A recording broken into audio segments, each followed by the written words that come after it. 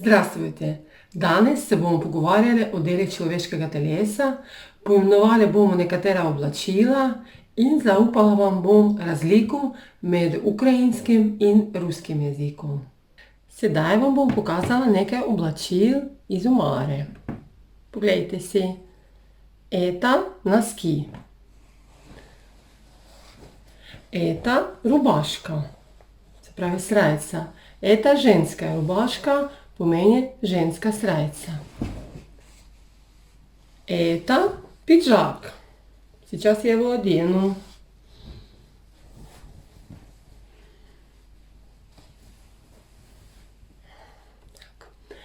Это брюки.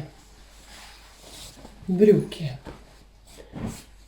Это свитер. Это курточка. Это шорты. Это спортивный костюм. Это мужская рубашка.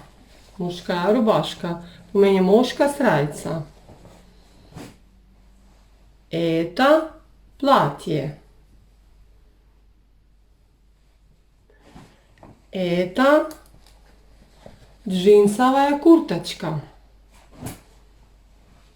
Это джинсы. Это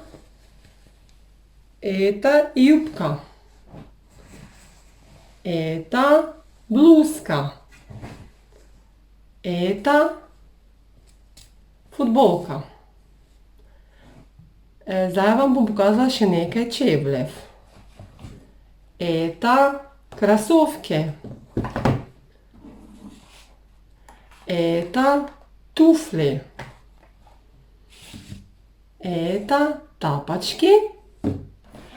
А это сапоги. Части dela človeka ali deli človeškega telesa. Poglejmo si. Это голова. Волосы, лицо, шея, плечо, рука, запястье, живот, лодыжка, палец, пятка, ступня, колено, это нога, пупок, грудь, локоть, рука, palec, ladonj. Zdaj še poglejmo, kako se imenujejo prste na roke. Mizinec, bezimeni palec, srednji palec, ukazateljni palec, большой palec in na palce je gore nogat. Zdaj smo pri oblačilih in kapah. Poglejte. Bejzbolka, bluzka, vareški, galstuk, kravata, kofta, krasovke. Носки, куртка ali kurtačka, костюм. Джинсы, брюки, ботинки, носовой платок, se pravi robček. Palto, платье, тапочки, сандали, сарафан. Спортивный костюм, свитер, рубашка, плащ, пижама, перчатки. Туфли, фартук, шарф, шляпа, майка. Труси. Пиджак, юбка, шорти, шапка, футболка.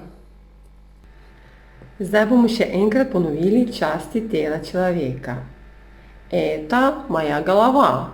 Это лицо. Это шея. Это плечи.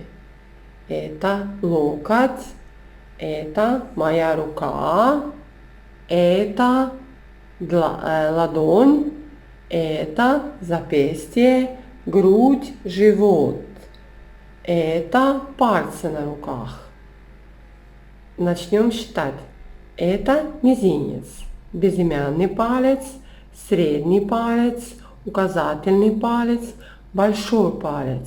На пальцах ногти. Nekateri me vprašujejo, kakšna je razlika med ruskim in ukrajinskim jezikom. Načeloma sta dva jezika podobna, ampak nekatere besede se slišijo čisto drugače. Pri nekaterih besedah spremeni mogoče samo ena črka. Beseda privet v ruščini, ki pomeni zdravo, v ukrajinskem jeziku se sliši privid. Nekatere besede so popolnoma drugačne.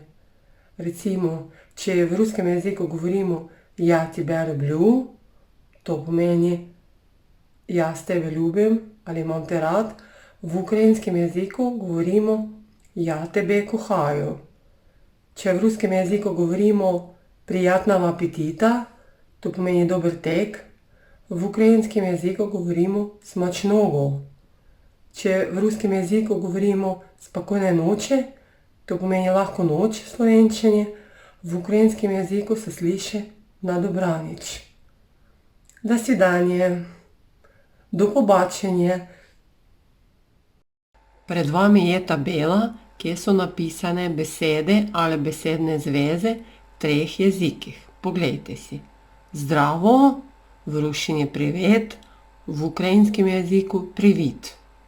Dober tek, v ruščini приятного апетита, в украинщині смачного. Лахко ноч, в руščini bo спокойной ночи, в украинском языку на добраніч.